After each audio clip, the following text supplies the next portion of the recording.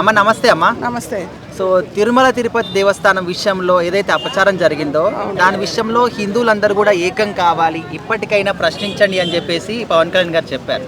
So దీన్ని కూడా మతాలను రెచ్చగొడుతున్నాడని చెప్పేసి కొంతమంది అంటున్నారు. మీ అభిప్రాయం ఏంటమ్మా దీనిపై? మతాల ఎందుకు రెచ్చగొడతాడు? ఉన్నదే కదా, కల్తీ కలిపింది కానొస్తూనే ఉంది. దొంగతనం బయటపడ్డది. అందరు ఒక్కొక్కడు రోజా కానీ ఇంకో మంత్రి ఆ పేర్లు ఎందుకులే కానీ అందరూ బయటపడుతూనే ఉండరు. దాని పాపం అన్నది ఆ భగవంతుడు మొత్తం బయట వేసిండు. మత ఆయన జడగొట్టుడేంది?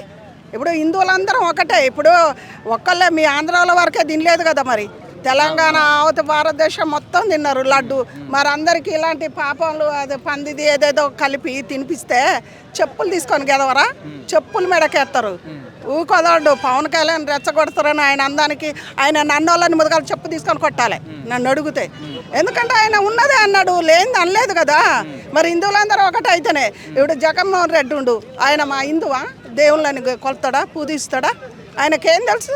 అందుకే కలపమని చెప్పిండేమో. అంటే ఆయన ముఖ్యమంత్రి కాబట్టి ఇప్పుడు ఆయన అనుమతి లేనిది ఎవరైనా ఏమన్నా చేయరు కదా. మరి ఆయన అనుమతి తీసుకొనే చేసిండ్రు. ఆయన ఒక చర్చిపోయే వ్యక్తి. వెంకటేశ్వర స్వామి గురించి ఏమన్నా తెలుసా? లడ్లో కలిపి 5-6 సంవత్సరాలు పాపాలు అందరికీ తినిపించింది, అందరికీ అంటించారు. అది మా పాపం. పవన్ కళ్యాణ్ గారు దీన్ని బాగా చర్యలు తీసుకోవాలి, ముందుకు రావాలి, మంచిగా చేయాలి, అన్నోళ్ళని చెప్పు తీసుకొని కొట్టాలి.